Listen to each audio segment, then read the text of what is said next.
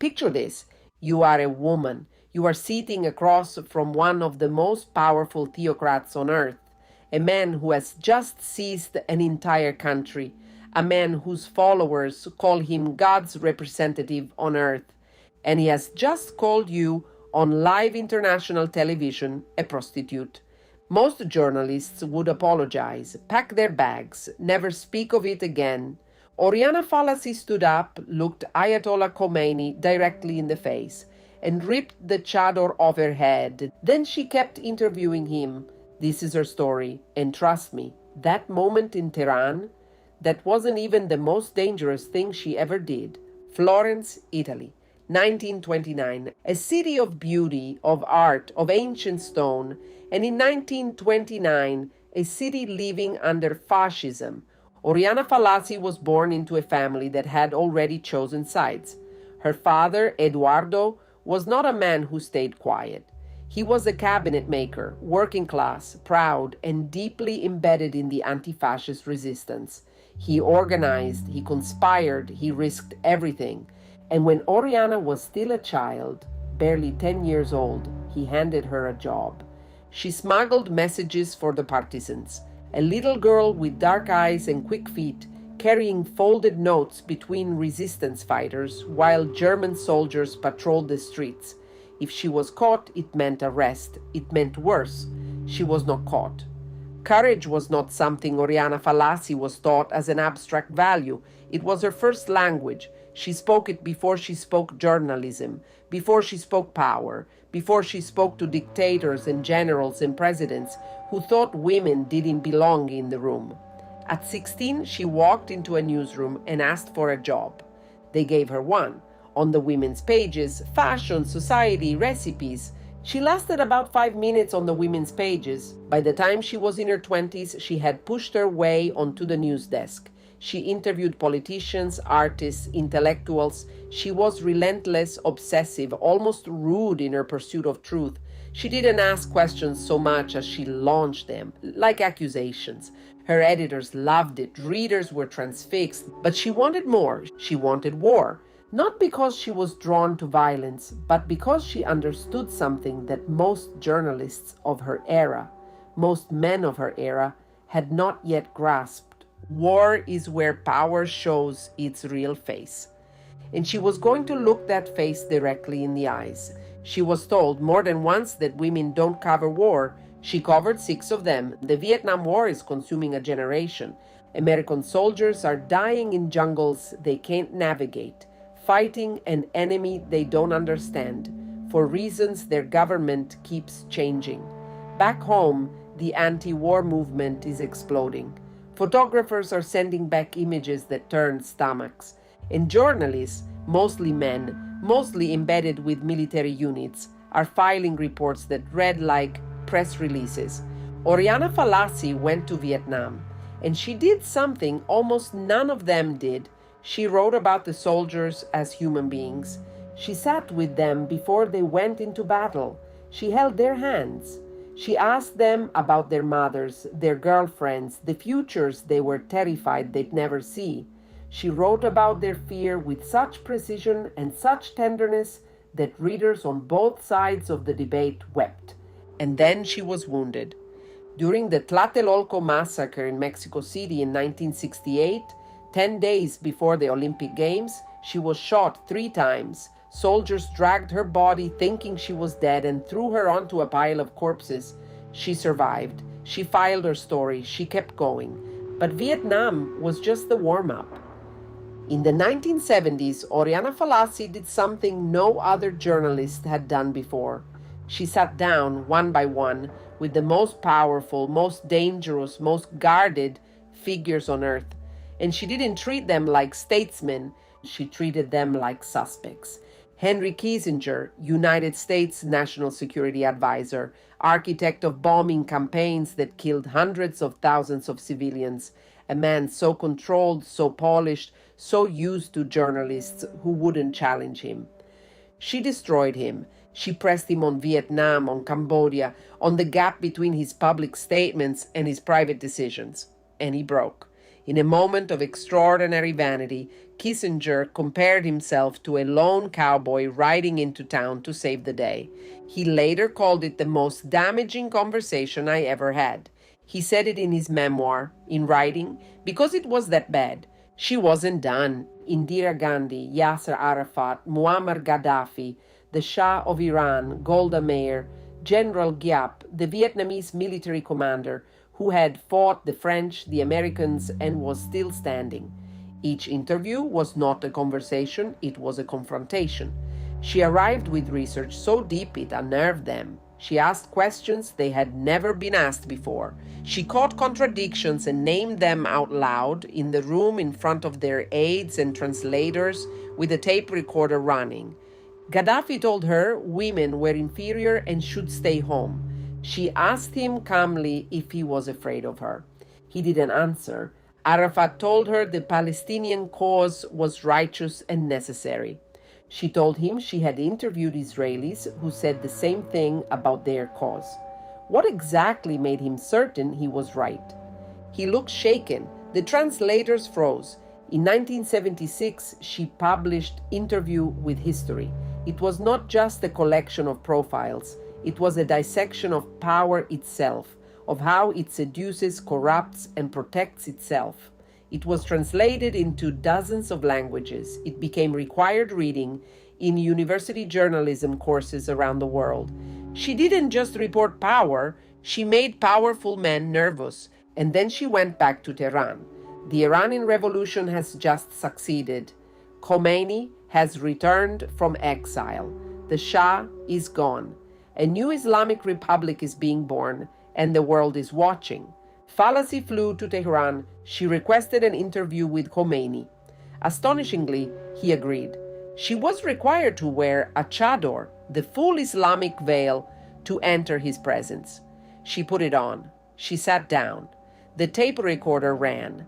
And then she asked him directly about the rights of women under the new regime.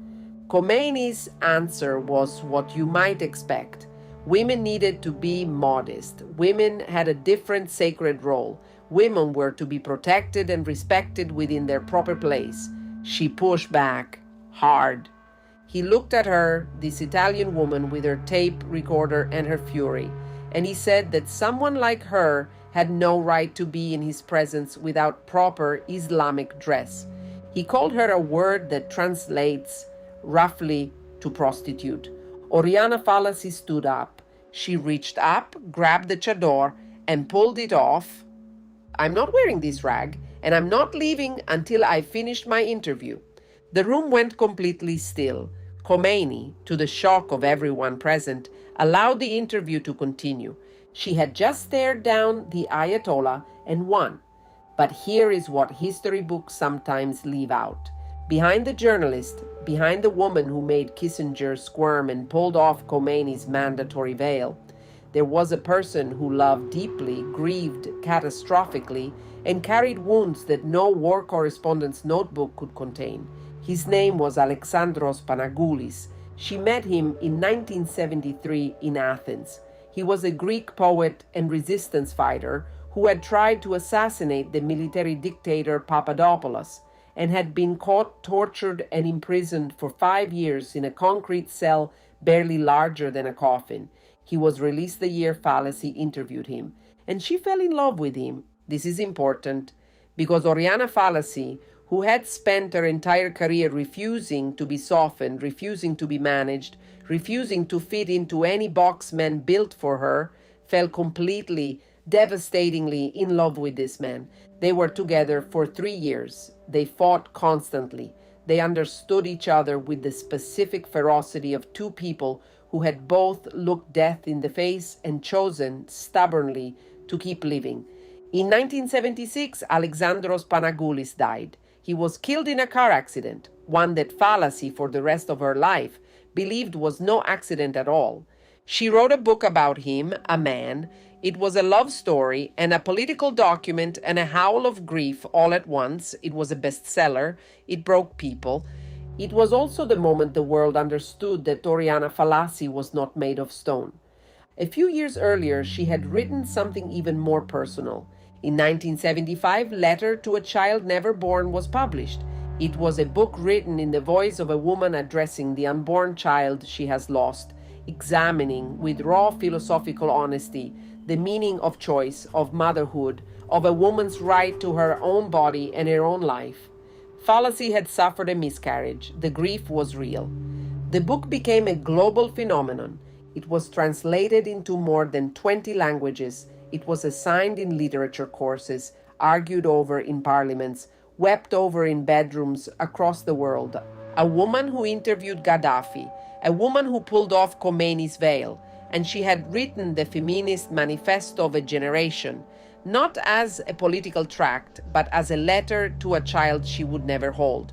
History has a habit of being surprised by women who refuse to be only one thing. And then came September 11th, 2001, and everything changed. The attacks on New York and Washington shook Fallaci, who lived in New York, who loved the city to her core. In 2001, she wrote The Rage and the Pride. It was raw, furious, personal. It was a cry of grief from a woman who had covered real war and real fascism and who believed with total conviction that Western civilization was under existential threat. It sold millions of copies. It also got her put on trial in France, in Italy, for inciting racial hatred. This is the part of Oriana Fallaci's story that is genuinely uncomfortable, because she was not, by this point, the careful journalist who pursued every side of the argument. She was a woman in the last years of her life, dying of cancer, writing with the furious certainty of someone who believed she had very little time left and needed to say everything. Her critics said she had crossed a line from journalism into prejudice, that her anger, however understandable in origin, had hardened into something that targeted not extremism, but an entire religion and its billion followers. Her defenders said she had earned the right to speak hard truths, that Europe had spent decades refusing to name real problems, that her courage in Tehran should have told people she was not someone who feared naming uncomfortable things. I'm going to tell you something unusual for a documentary like this. I'm not going to tell you which side is right, because I don't think it's that simple. And I think Oriana Fallaci would have despised the documentary that gave you an easy answer. She spent her career making powerful people uncomfortable. She made herself uncomfortable too, at the end. History loved her and condemned her, sometimes in the same week. She was diagnosed with cancer in the late 1990s. She kept working. She fought the diagnosis the way she fought everything, with furious refusal to accept the terms someone else had set. She wrote, she published, she gave interviews that crackled with the same electricity they had in 1973, in 1979, in the height of her power. In September 2006, she returned to Florence, the city where she was born, the city where her father had handed a little girl a folded note and trusted her to carry it safely through the streets. She died there, in the city that made her. What Oriana Fallaci left behind is not a tidy legacy. She left Interview with History, arguably the greatest collection of political interviews ever published. She left Letter to a Child Never Born, a book that changed how a generation understood women's lives. She left a model of journalism so demanding, so confrontational, so utterly without deference to power, that most working journalists today would find it almost impossible to replicate. She also left questions about how courage can curdle into certainty, about whether the same fearlessness that lets you rip off Khomeini's required veil can, in different circumstances, lead you somewhere darker. She left all of it. She would have wanted you to argue about it. She once said, "I was never able to convince myself that a question was illegitimate." Think about what that means. This was a woman who asked Kissinger about war crimes to his face, who asked Arafat to justify his violence, who asked a theocrat who called her a prostitute to clarify his position on women's rights. She believed genuinely, completely, that there was no person on earth powerful enough to be beyond question. And in an era when journalists are arrested for doing their jobs, when autocrats buy newspapers and silence critics, When the most powerful people in the world surround themselves with handlers and press releases and managed narratives, that belief feels more radical than ever. Was Oriana Fallaci the bravest journalist of the 20th century? Or was she a woman who let her rage write the last chapter of her own story? Drop your answer in the comments. I've read everything I could find about her, and I still go back and forth. And I think that's exactly how she would have wanted it. If this story moved you, if it made you feel something, share it with one person who's never heard her name, because that's the only way a story like hers stays alive. I'm Irene, and I'll see you in the next one.